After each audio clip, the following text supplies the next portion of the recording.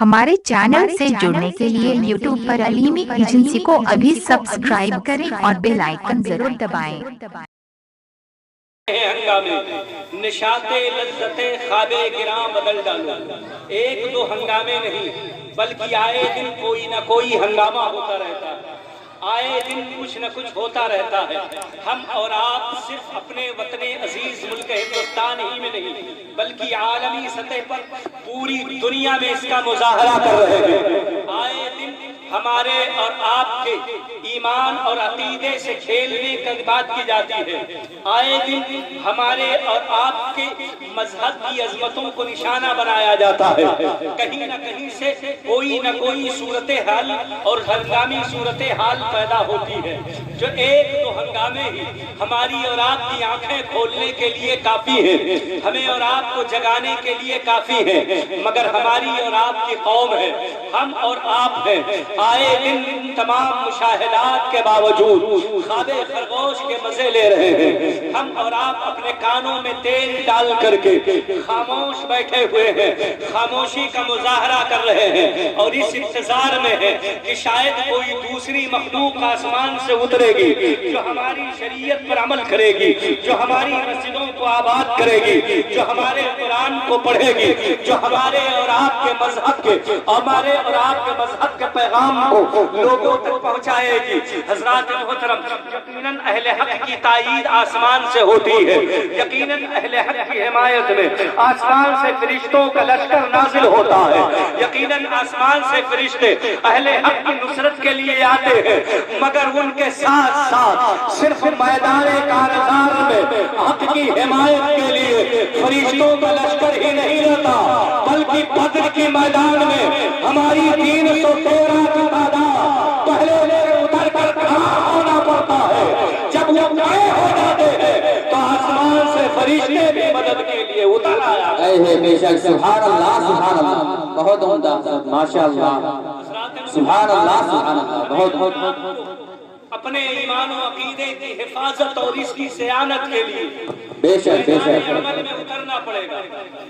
बड़े होशियार और बहुत ज़हीन हैं आप लोग। आप हज़रात की सिमातें, जलसे का नाम आपने रखा इस्लाहे मुआशरा। अल्हम्दुलिल्लाह, मैं उसी पर गुफ्तगू करने की कोशिश करूंगा। हम और आप इस इंतजार में हैं कि आसमान से कोई फौज आए, हम और आप इस इंतजार में हैं कि आसमान से कोई लश्कर नाजिल हो। नहीं नहीं, हमें और आपको अपने फतहो गालिबा का परचम अगर लहराना है तो मैदाने अमल में उतरना पड़ेगा। मैदाने कारज़ार में आदमी बाद में जाता है, मैदाने अमल में उसे पहले उतरना पड़ेगा। बेशक सुभान अल्लाह सुभान अल्लाह, मैदाने अमल में उतरना पड़ेगा। हर आदमी एक दूसरे पर टालता रहे, हर आदमी एक दूसरे को कोसता रहे, हर आदमी एक दूसरे का मुंह देखता रहे, कभी काम ऐसे नहीं चलता है। हम सोचे फला सा हम मैदाने अमल में उतरे, वो 5 वक्ता मस्जिद में हाजिर हो, उनके सबब पूरे गांव को बख्श दिया जाएगा। हम सोच रहे हैं कि अजान हो रही है, फला हाजी साहब को बुलाया गया है, गांव के गिने चुने 5-10 लोग हाजी लोग मस्जिद को पहुंच करके आबाद कर देंगे, हमारा फरीजा खत्म हो जाएगा, हमारे जिम्मे से फरीजा उतर जाएगा। मेरे भाइयों, हमारे मजहब ने किसी एक दूसरे का मुंह देखने वाला नहीं बनाया है, बल्कि मेरे नबी फरमाते हैं कुल्लुकुम मिनकुम राइन व कुल्लुकुम मसऊल अन नियतिही। तुम में का हर एक निगरान है और हर एक उसके मातहत जो लोग रहते हैं उनके बारे में सवाल किया जाए।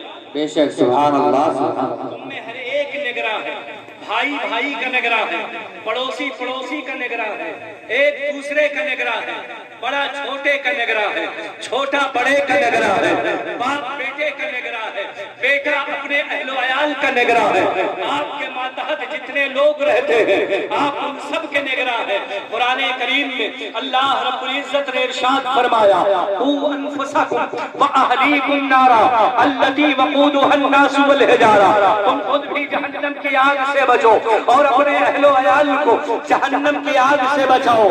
अल्लती वक़ूदुहा अन्नास वल हिजारा, जिसका ईंधन इंसान और पत्थर है। मेरे भाइयों, आपने कभी کبھی سوچا ہے کہ آپ کا بیٹا کیا کر رہا ہے؟ کبھی آپ نے سوچا کہ آپ کا بھتیجا کیا کر رہا ہے؟ کبھی آپ کو یہ فکر لاحق ہوئی کہ آپ کا بھانجا کیا کر رہا ہے؟ کبھی آپ کو یہ خیال آیا کہ آپ کے ماتحت والے کیا کر رہے ہیں؟ کبھی آپ نے یہ سوچا کہ آپ کی بیوی نماز پڑھ رہی ہے کہ نہیں پڑھ رہی ہے؟ کبھی آپ نے یہ سوچا کہ جن کی کفالت کے لیے آپ دور و دراز کا سفر کرتے ہیں، ممبئی جاتے ہیں، پیسہ کماتے ہیں، اگر وہ بیمار ہو جائے تو اس کی دقت دور کرنے کے لیے ہزاروں روپے بے دریغ خرچ کر دیتے ہیں؟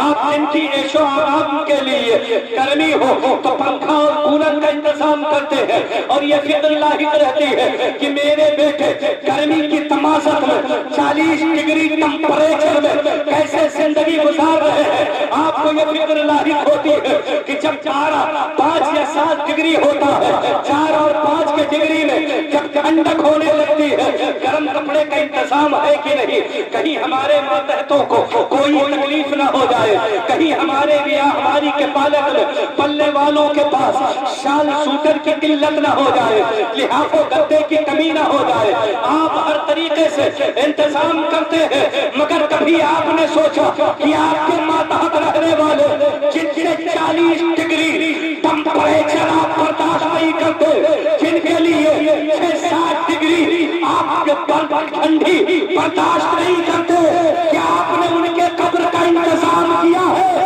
کیا آپ نے حشر کا انتظام کیا ہے؟ کیا آپ نے انہیں جہنم سے بچانے کے لیے کچھ کیا ہے؟ کچھ انتظامات ہیں؟